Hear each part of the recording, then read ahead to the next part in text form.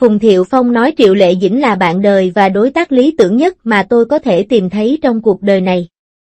Triệu Lệ Dĩnh sống như một người bình thường, cô đi giày thể thao cũ, mang túi vải. Không cãi vã về chuyện ly hôn và vẫn chọn quần áo rẻ tiền ngay cả khi cô nổi tiếng. Điều khiến mọi người ấn tượng nhất về cô không phải là khả năng diễn xuất, mà là tính cách cởi mở của cô không hề giả tạo và sống cuộc sống theo cách cô muốn. Tôi không phải là người hâm mộ lớn của người nổi tiếng, nhưng cái tên Triệu Lệ Dĩnh nghe quen quen. Và thỉnh thoảng tôi có thể thấy một số cập nhật của cô ấy trên điện thoại của mình. Hôm kia tôi thấy tin tức về việc cô ấy ly hôn với Phùng Thiệu Phong, và những bình luận trở nên dữ dội. Một số thì tiếc nuối và một số thì ghen tị, nhưng tôi nghĩ rằng điều khiến tôi ấn tượng nhất về người chị này không phải là khả năng diễn xuất của cô ấy, mà là cách chị bán rau ở chợ dưới nhà chúng tôi. Cô ấy không khoa trương và làm bất cứ điều gì khiến cô ấy cảm thấy thoải mái. Hãy lấy cách cô ấy ăn mặc làm ví dụ. Ngày nay, người nổi tiếng nào cũng đeo logo thương hiệu lấp lánh trên khắp cơ thể khi ra ngoài. Vài ngày trước, tôi đã thấy ảnh sân bay của một nữ diễn viên trẻ. Chiếc áo khoác của cô có giá trị lên tới 8 con số và chiếc túi xách của cô cũng là phiên bản giới hạn. Người hâm mộ liên tục reo lên, chị đẹp quá.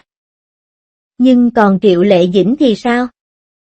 Tôi xem lại những bức ảnh sân bay cũ của cô ấy và thấy cô ấy thường mặc một chiếc túi vải, đôi khi nhét một chiếc bình giữ nhiệt bên trong. Áo khoác của cô ấy chỉ là áo khoác cô tông hoặc áo len thông thường, thậm chí còn không có nhãn hiệu rõ ràng. Cô ấy đã từng được chụp ảnh khi đang đi một đôi giày thể thao. Đế giày gần như mòn hết và có nhiều năm. Tuy nhiên, cô ấy dường như không có chuyện gì xảy ra và bước đi nhanh nhẹn trong khi vội vã đến một buổi thông báo. Bạn nói cô ấy không đủ khả năng mua những thứ đắt tiền? Chắc chắn là không. Dù sao thì vẫn có tiền, nhưng cô ấy chỉ thích thái độ thô thiển này, chẳng phải chúng ta, những người bình thường, chỉ muốn sống một cuộc sống hạnh phúc sao? Tại sao phải quấn mình như một tấm biển quảng cáo di động? Ngoài ra, ngày nay những người nổi tiếng có tính cách rất tinh tế.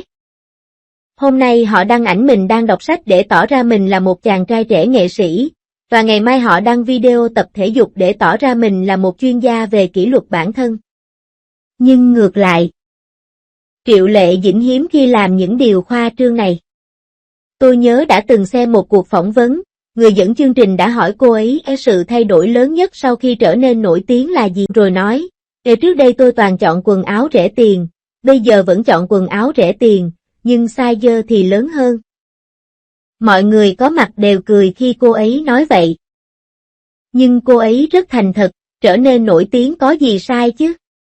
Bạn không còn phải sống cuộc sống của mình và chi tiêu tiền một cách khôn ngoan sao? Tốt hơn nhiều so với những người kiếm được nhiều tiền nhưng ngày nào cũng than nghèo. Nói đến đây, cuộc hôn nhân của cô với Phùng Thiệu Phong hiện tại giống như một tấm gương vậy. Nhiều người ban đầu nghĩ rằng cặp đôi người phụ nữ mạnh mẽ và người đàn ông yếu đuối này sẽ không thể tồn tại được. Nhưng cuối cùng họ đã chia tay trong hòa bình mà thậm chí không thấy bất kỳ thông cáo báo chí nào về cuộc cãi vã.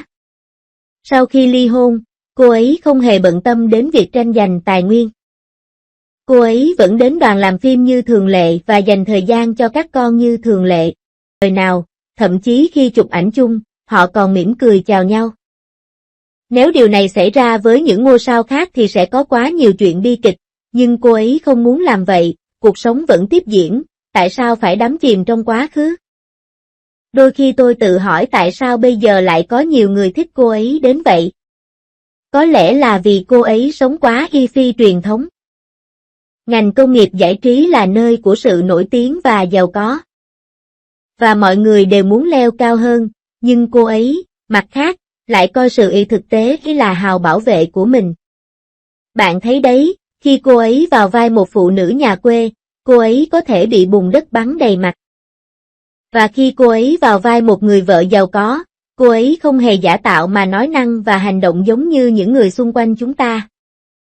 Tinh thần khiêm tốn này đã giúp cô chiếm được cảm tình của khán giả, dù diễn xuất có thực tế đến đâu. Cũng có người cho rằng cô quá bình thường, và không giống một ngôi sao lớn. Nhưng tôi nghĩ rằng người nổi tiếng cũng là con người. Tại sao họ phải sống theo khuôn mẫu hoàn hảo trong mắt người khác? Cô ấy sẵn sàng mặc túi vải, đi giày thể thao cũ và sống một cuộc sống giản dị hơn. Điều này không được gọi là mất giá trị, mà là sống một cuộc sống có ý nghĩa. Giống như cách sống của những người bình thường, một ngôi nhà không cần phải đắt tiền, miễn là nó có thể che chở chúng ta khỏi gió và mưa, quần áo không cần phải đắt tiền. Miễn là chúng vừa vặn và thoải mái, cuộc sống không nhất thiết phải hào nhoáng, miễn là nó thực tế và thoải mái. Sự nghiệp của Triệu Lệ Dĩnh thăng tiến sau khi ly hôn. Cô đã từ một cô gái nhà quê trở thành nữ diễn viên đoạt 3 giải thưởng và kiếm được 180 triệu nhân dân tệ từ các khoản đầu tư. Tuy nhiên, người dựa vào danh hiệu chồng cũ hay để duy trì sự nổi tiếng của mình. Một người thì đang cố gắng thoát khỏi vùng an toàn. Trong khi người kia lại ám ảnh với những bộ phim thần tượng cổ trang và bị chỉ trích là nhạt nhẽo, khoảng cách này chính là cú tát mạnh nhất vào quan niệm đàn ông mạnh mẽ, phụ nữ yếu đuối. Nghiêm túc mà nói, gia đình tôi, Triệu Lệ Dĩnh và Phùng Thiệu Phong đã ly hôn được 4 năm rồi. Khoảng cách giữa hai người hiện tại rất lớn, một người có sự hiện diện mạnh mẽ tại các liên hoan phim quốc tế. Trong khi người kia chỉ có thể dựa vào danh hiệu chồng cũ để duy trì sự nổi tiếng của mình. Sự đảo ngược này còn thú vị hơn cả phim truyền hình. Trước tiên chúng ta hãy nói về Phùng Thiệu Phong. Vào ngày 11 tháng 6, có người đã chụp được ảnh anh ấy đang đi trên phố với tư thế cúi đầu. Anh ấy đã tăng cân rất nhiều, và tinh thần người chú cố thứ hai, trong ngày biết. Bây giờ anh ấy thế nào rồi? Diễn viên chính trong bộ phim The I Love Burt Behin. Đao bần chỉ chấm 5,7 điểm, bộ phim Phong lưu ly anh hợp tác cùng Cảnh Điềm không hề gây được tiếng vang.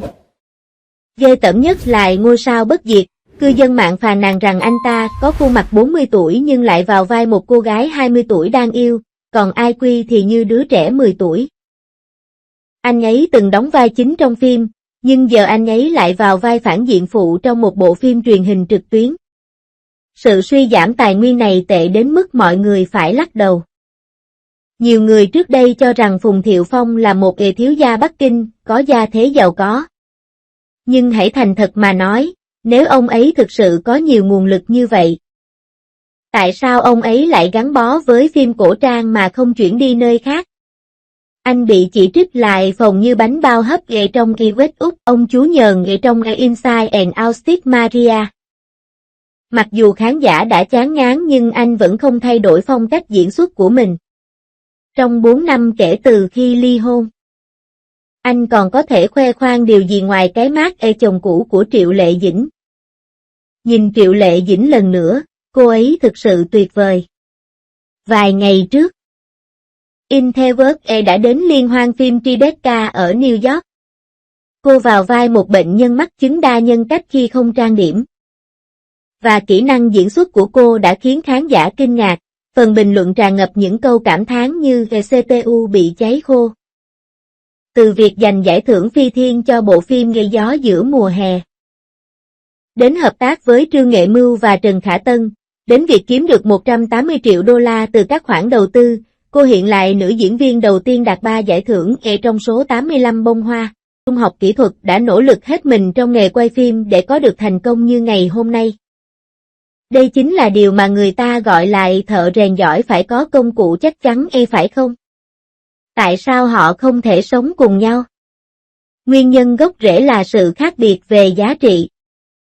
Triệu Lệ Dĩnh đã quay trở lại đóng phim chỉ vài ngày sau khi sinh con. Trong một cuộc phỏng vấn, bà nói, phụ nữ không nên bị mắc kẹt trong những mối tình tầm thường. Nhưng còn Phùng Thiệu Phong thì sao? Sinh ra trong một gia đình giàu có ở Thượng Hải, ông bắt đầu học violin từ năm 4 tuổi và được nhận vào trường kịch khi mới 16 tuổi. Ông sống một cuộc sống bình yên. Một người coi diễn xuất là cuộc sống, người kia chỉ coi đó là sở thích, họ sống như thế nào? Sau đó, Phùng Thiệu Phong đã chia sẻ trên một chương trình trò chuyện rằng anh nghi ngờ Triệu Lệ Dĩnh kết hôn với anh, nhìn vào sự phát triển của Triệu Lệ Dĩnh sau khi ly hôn. Bà trở thành bà chủ của chính mình và kiểm soát 4 công ty. Bà cũng đầu tư vào Hiram Pictures với tư cách là nhà đầu tư. Tại sao cô ấy lại phải dựa dẫm vào người khác? Ngược lại, Phùng Thiệu Phong, trong khi tự khẳng định mình là một người cha tốt, lại bị chụp ảnh khi đang đi mua sắm với một cô gái kém mình 19 tuổi. Cư dân mạng phát hiện anh ta có khi hai khuôn mặt. Động thái này thực sự khiến anh gặp rắc rối. Có người trong ngành đã nói rất rõ ràng, cố định giả của Phùng Thiệu Phong khá quyết đoán, nhưng ngoài đời lại thiếu quyết đoán. Không dám bước ra khỏi vùng an toàn của mình. Hãy nhìn lại Triệu Lệ Dĩnh. Từ hạnh phúc muôn nhà đến Phượng Hoàng của tôi, cô luôn thử thách những vai diễn mới mỗi lần. Đây không phải là điều mà một diễn viên nói, kết cục của tình yêu đều gần như giống nhau, và nhiều người nghĩ rằng cô đang nói nhảm. Nhìn Triệu Lệ Dĩnh và Phùng Thiệu Phong bây giờ, họ đã từng yêu nhau rất công khai, nhưng cuối cùng lại khuất phục trước sự khác biệt về thế giới quan. Một người phải chạy tuyệt vọng mà không có ô. Trong khi người kia có ô nhưng lại vứt nó sang một bên, đây chẳng phải là cú tát mạnh nhất vào quan niệm đàn ông mạnh mẽ, phụ nữ yếu đuối kia hay sao? Bạn có nghĩ Phùng Thiệu Phong bây giờ hối hận về chuyện này không? Khi Triệu Lệ Dĩnh tỏa sáng tại các liên hoan phim quốc tế, cô vẫn dựa vào danh xưng chồng cũ để khẳng định sự hiện diện của mình. Trong ngành giải trí, bạn không thể tồn tại nếu không có kỹ năng thực sự. Cho dù bạn có nhiều tiền ở nhà, cũng vô ích nếu bạn không tự đứng lên bảo vệ mình. Bạn có nghĩ tình hình hiện tại của họ chứng minh được câu nói nếu bạn không chăm chỉ, sẽ không ai có. Điều khiến tôi ấn tượng nhất về Triệu Lệ Dĩnh chính là sự minh bạch của cô ấy không giả tạo, không khoa trương, không đạo đức giả và cô ấy sống cuộc sống theo cách cô ấy muốn. Ngày càng có ít những người thật như vậy trong ngành giải trí. Một số người bị choáng ngợp bởi giao thông, trong khi những người khác lại bị che mắt bởi danh tiếng và tiền bạc. Nhưng cô vẫn giữ nguyên ý định ban đầu và làm những gì cô nên làm. Bạn nghĩ một người như vậy có thể đi đến nơi xấu?